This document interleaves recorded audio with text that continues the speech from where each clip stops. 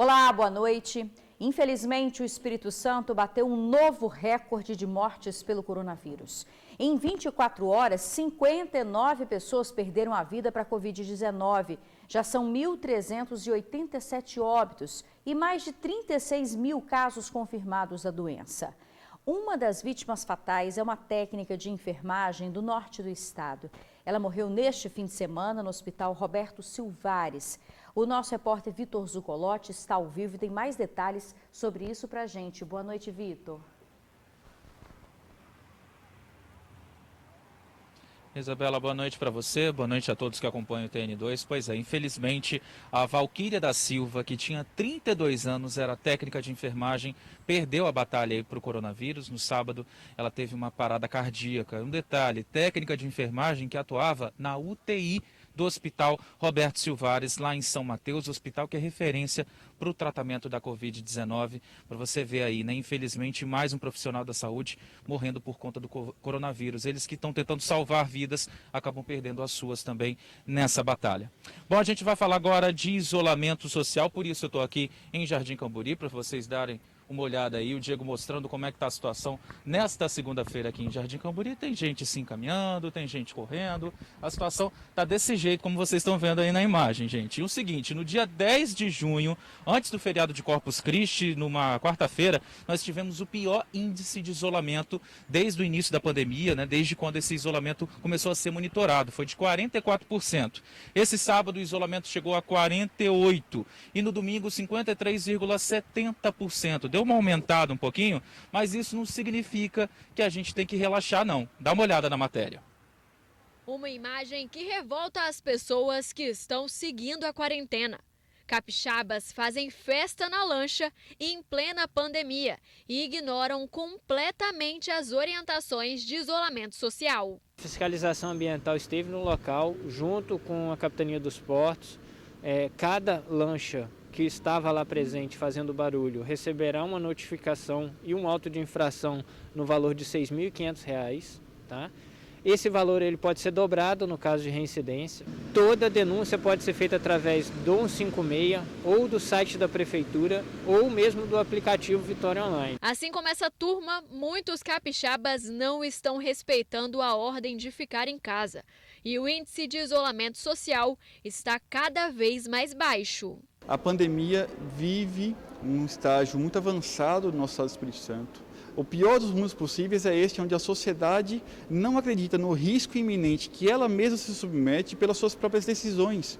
Então, eu faço um apelo à sociedade capixaba de que mantenha a disciplina e a adesão ao distanciamento social. Este final de semana, o índice de isolamento social chegou ao seu nível mais baixo até agora.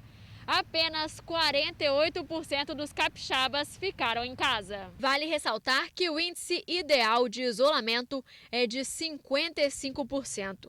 Mas o sábado e o domingo da Grande Vitória foi marcado por praias lotadas, calçadão movimentado e até festas em alto mar. Com a fiscalização mais intensa em terra, as pessoas têm migrado, aqueles que têm a possibilidade de fazer essas festas na água. E aí elas ocorrem no mar. Mas mesmo assim, a fiscalização está indo no mar para tentar evitar que essas festas aconteçam e principalmente garantir o sossego daqueles moradores da região. Infelizmente, muita gente prefere se arriscar e contar com a sorte. Pois é, gente, olha só a situação. Hoje Linhares amanheceu com o comércio fechado. A prefeitura decidiu que o comércio não vai mais abrir na segunda-feira. Com isso, as lojas só vão funcionar de terça até sexta, de 10 da manhã até as 4 da tarde. Detalhe, em Linhares já são mais de 1.600 casos confirmados da Covid-19 e 23 mortos, dados atualizados aí pelo painel da Covid-19. Bom, e como eu estou aqui em Jardim Camburi, vou contar para vocês o que aconteceu nesse final de semana. Estava acontecendo uma homenagem, um protesto por conta das vidas que foram perdidas por conta da Covid-19. Mais de 1.300, como a Isabela falou para vocês. Por isso, 130 cruzes simbolizando essas vidas foram fincadas na praia aqui de Camburi. Para poder, né, por conta disso. Esse protesto foi realizado pelo Fórum Capixaba de Defesa da Vida dos Trabalhadores e Trabalhadoras e outras entidades. Só que aí passou uma mulher que estava caminhando, sem máscara inclusive, que não gostou de uma faixa onde esse grupo protestava contra o governo federal e também falava fora Bolsonaro e fora Mourão, presidente e também vice-presidente. Os manifestantes, é claro, bateram palmas para ela, só que ironicamente, já que eles estavam fazendo uma homenagem, né, a essas pessoas, e ela simplesmente, por discordar do que estava escrito na faixa, se sentiu no direito de arrancar essa faixa e foi essa confusão. No final das contas, a homenagem, que era o foco principal, acabou perdendo força por conta da atitude aí dessa senhora que não foi identificada, isso aqui em Jardim Camburi. Bom, Isabela, seguinte, eu vou sair um pouco aqui do quadro para devolver para você, para te mostrar como é que está a situação agora aqui em Jardim Camburi, no calçadão. Eu volto com você no estúdio, pelo visto, ó, o pessoal continua caminhando, andando de skate. Obrigada, Vitor, pelas informações. Olha só, quanta gente no calçadão. E quanta gente também está faltando intolerância, está faltando tolerância, na verdade, né, gente? A gente tem que ter um pouquinho mais de paz, um pouquinho mais de calma. Olha, para saber como o vírus vem se comportando no estado, profissionais da saúde voltaram a percorrer as casas de moradores em 19 municípios capixabas. A última etapa do inquérito sorológico começou hoje e vai até quarta-feira. Durante 3 dias, a equipe de saúde da Prefeitura de Cariacica vai percorrer 19 bairros do município para fazer o teste do Covid-19 nos moradores. Pelo menos 800 pessoas serão testadas. Cariacica agora está nessa quarta etapa com 20 equipes, né?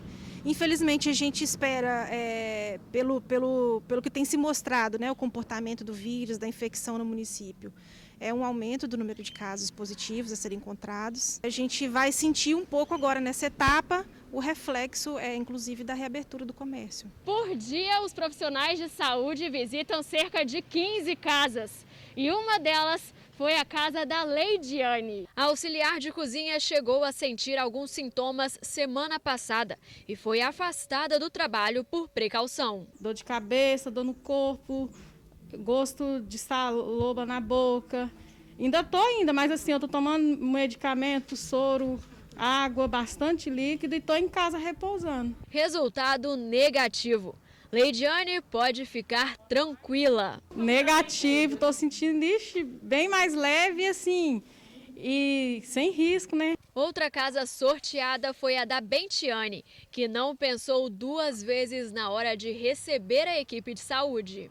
Eu acho muito importante porque a gente, com esse vírus, a gente não sabe realmente as pessoas assintomáticas, né?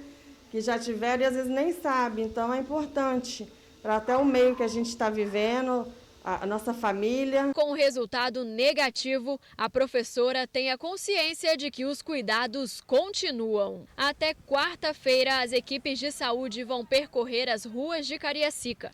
E é muito importante que os moradores participem dessa pesquisa e recebam os profissionais em casa. Quando algum morador positivo, né, a equipe orienta, fazer o isolamento e, se tiver com algum sintoma, buscar, né, um serviço da unidade de saúde para os cuidados necessários. As 3 etapas do inquérito sorológico mostraram que 7% da população capixaba já foi infectada, o que representa uma estimativa de 295 mil pessoas. A pesquisa mostrou que os casos mais que triplicaram se comparados aos resultados da primeira etapa do inquérito sorológico. Olha, começa a valer amanhã a lei que determina a redução nas mensalidades escolares. As escolas devem dar descontos de até 30%, mas o Sindicato das Instituições Particulares disse que vai recorrer. A Tayla está no 5º ano do ensino fundamental de uma escola particular de Vila Velha. Desde o início da pandemia, não tem aulas presenciais. Ela estuda com a ajuda da mãe por meio de videoaula que a escola disponibiliza todos os dias. Mas a Irene sentiu que a qualidade do ensino da filha caiu e pediu um desconto na mensalidade. O diretor disse que não teria como dar esse desconto para os pais, devido que cada pai já tinha um desconto de alguma maneira com a escola. E mesmo que essa seja assinada, né, essa emenda, que ele vai continuar como está, sem dar desconto. Assim como a mãe da Tayla, cerca de 200 pais da mesma escola criaram um grupo para tentar a redução na mensalidade. Muitos pais já entraram com recurso jurídico mesmo, e esse é um objetivo do grupo, né? Caso o diretor não conversasse com a gente pessoalmente e analisasse, a gente ia entrar na justiça e o que a justiça determinar, o que a gente vai fazer. E essa situação não é exclusiva de algumas instituições. O impasse entre alunos e escolas particulares sobre o valor da redução na mensalidade chegou à Assembleia e os deputados entenderam pela legalidade na redução. Instituições educacionais de grande porte com renda acima dos 5 milhões por ano deverão aplicar 30% de desconto. Nas instituições de médio porte com renda entre 1 milhão e 800 a 4 milhões, o desconto será de 20%. Nas demais escolas particulares que faturam abaixo de 1 milhão e 800, a redução deverá ser de 10% no valor da mensalidade. O Sindicato das Empresas Particulares de Ensino garante que as escolas vão aplicar a lei, mas devem recorrer na justiça sobre a redução. É lei, obviamente a escola, por ser legalista, ela tem de cumprir a lei. Mas concomitantemente nós vamos nas instâncias, que eu disse, nas instâncias pertinentes, vamos buscar uma solução para as escolas, uma proteção das escolas. Na avaliação deste advogado, a medida é inconstitucional. Esse projeto de lei é inconstitucional, pois o Estado ele não tem competência para legislar relações jurídicas cíveis. Em relação contratual, as partes negociam, as partes fazem as tratativas e não cabe ao Estado ou ao ente público dizer como deve ser tratada essa relação. Olha, segundo a lei, o desconto é retroativo, ou seja, se as mensalidades que tiverem sido pagas durante o período da pandemia não tiveram desconto, caberá ao consumidor escolher se a redução será feita no próximo mês ou diluído nas demais parcelas. O desconto será válido enquanto durar o estado de emergência pública devido à pandemia. Quem não cumprir a nova legislação estará sujeito a notificação, advertência e multa, que pode variar de R$ 7 mil a R$ 70 mil. E caberá ao PROCON estadual ou os municipais a aplicação das penalidades. E por falar em escolas e as aulas, hein? Quando voltam? Bom, a rede estadual está cogitando só para agosto. Isso se houver redução no número de mortes e pacientes graves. Na avaliação preliminar feita pela CESA, este retorno não é possível no mês de julho ou enquanto não houver uma tendência consolidada de redução de pacientes graves, de óbitos e da positividade de pacientes novos. Enquanto não houver uma redução sustentada do número de casos, não é possível haver flexibilização do retorno das atividades escolares no estado do Espírito Santo e acredito que em nenhum lugar do país. A seguir, o caso do gesseiro assassinado depois de errar um endereço em Vitória. Ele foi executado a mando de um traficante, já já. Agora você acompanha imagens ao vivo da Reta da Penha, o trânsito ali, eu já dei uma olhadinha antes para você, já te adianto que o trânsito está bem tranquilo nos dois sentidos. Aí a imagem agora ao vivo. E olha, gente, já estamos no terceiro dia de inverno e na região serrana a temperatura chegou a 3 graus. Se prepara, viu? Prepara o cobertor. A noite segue com temperaturas baixas. A gente já volta. Agora a gente fala do acusado de estuprar, matar e queimar o corpo da menina Tainá, de 12 anos. O suspeito foi morto dentro do presídio. Ademir Lúcio Ferreira de Araújo, 57 anos, foi morto na noite de sábado dentro da penitenciária estadual de Vila Velha 5, em Xuri, local onde estava desde 2017.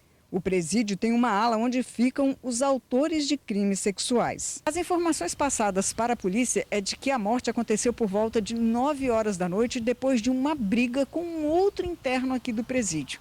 A motivação teria sido o assédio de Ademir em cima desse detento. O detento não gostou e acabou brigando com ele. Inclusive, durante essa briga, Ademir falou que se ele não aceitasse aí essa provocação, esse assédio, quando saísse do presídio, iria estuprar a filha do detento. Pois bem, durante a briga, o Ademir sofreu um golpe chamado de mata-leão. Caiu já sem respirar no chão. O SAMU foi chamado, mas quando os socorristas chegaram aqui, Ademir já estava morto. Na cela estariam cerca de 11 detentos. O assassino, identificado como Valdeir Mariano Correia, de 28 anos, assumiu a culpa do crime e foi levado para ser ouvido na DHPP, para onde também foram os outros presos. Ademir aguardava o julgamento pelo assassinato da menina Tainá Andressa de Jesus Prado. na época da morte com 12 anos de idade.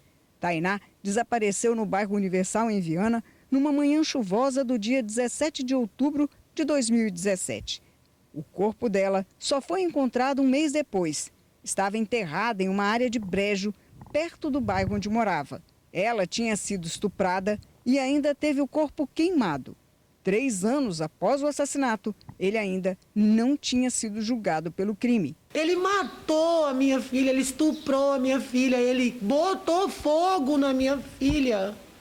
Ele tirou de mim o direito de ver minha filha pela última vez. Eu tive que caçar a minha filha. Uma sociedade inteira gritou, gente. Foi buscar esse homem lá longe, não era só eu que esperava isso não, esse julgamento não. E mais um crime sem julgamento.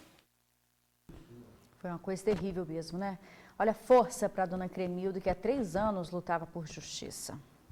Agora a gente fala da conclusão do inquérito sobre o gesseiro assassinado depois de confundir o caminho e entrar no bairro errado em Vitória. O crime foi em fevereiro.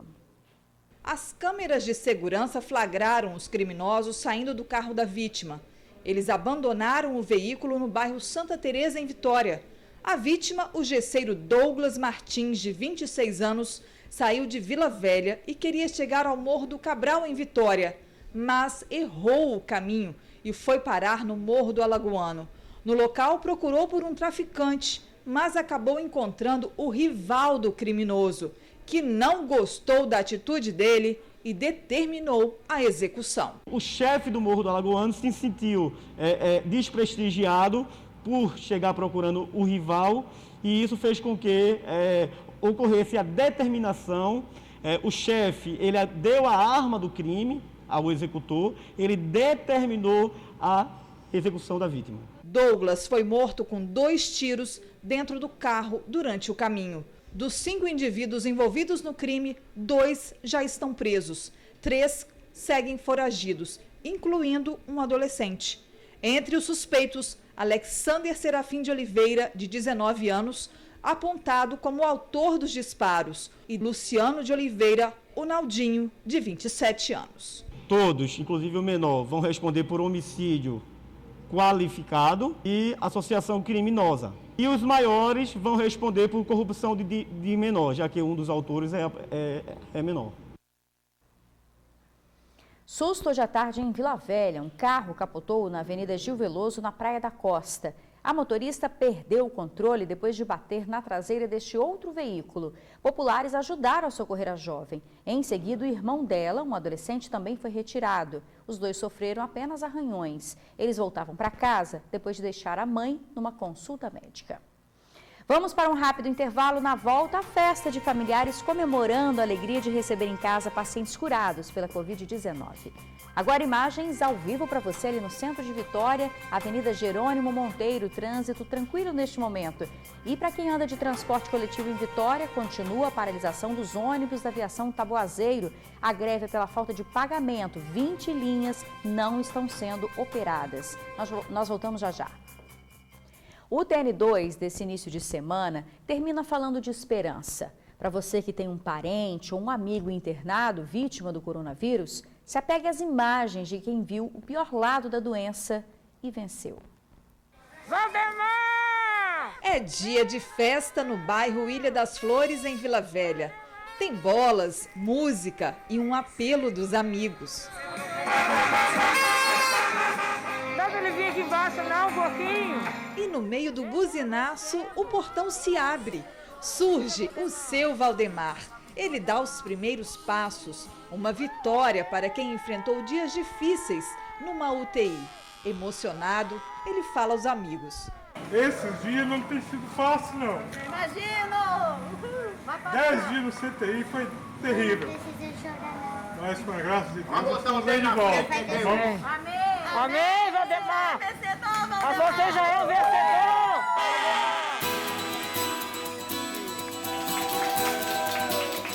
Outra família também se alegra. Agora, a vitória do Raoni, um taxista de Vila Velha de 29 anos. Ele ficou 7 dias entubado no leito de uma UTI. As notícias não eram nada boas, mas a família não perdeu a esperança e a fé. E agora tá aí, ó, O Raoni deixando a UTI para a alegria de todos que torceram por este momento. No Espírito Santo, 20.081 pessoas já viveram esse momento. Foram curadas da Covid-19. Que a gente possa celebrar outras vitórias. Que a volta para casa seja cada vez maior e que os abraços não se atrasem por muito tempo.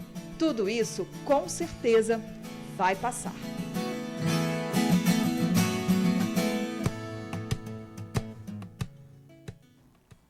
É o que esperamos, né? Olha, gente, o painel Covid-19, atualizado depois dessa reportagem, mostra que o número de curados é ainda maior, 20.690. Bom, a gente fica por aqui. Uma boa noite para você, obrigada pela companhia e até amanhã.